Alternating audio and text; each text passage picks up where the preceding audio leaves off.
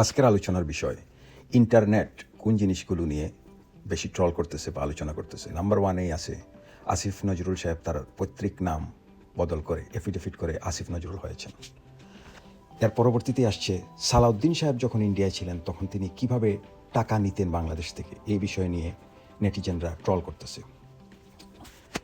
আর্মিদের বিচারের ব্যাপারে সবাই মনে করতেছে যে আর্মি অফিসারদের ন্যায় বিচারের অধিকার রয়েছে এবং তাদেরকে ন্যায় বিচার দেয়া রাষ্ট্রের দায়িত্ব। জামাত বলছে যে বিএনপি নাকি গণভোট চাচ্ছে নির্বাচনের দিন, এতে তৈরি হচ্ছে এক ধরনের সমস্যা। তার পরবর্তীতে আসতেছে বাংলাদেশে যে অস্থিতিশীলতার তৈরির চেষ্টা করতেছে, এ নিয়ে বাংলাদেশবাসীর প্রতিনিয়ত হতাশা এবং ক্ষোভ।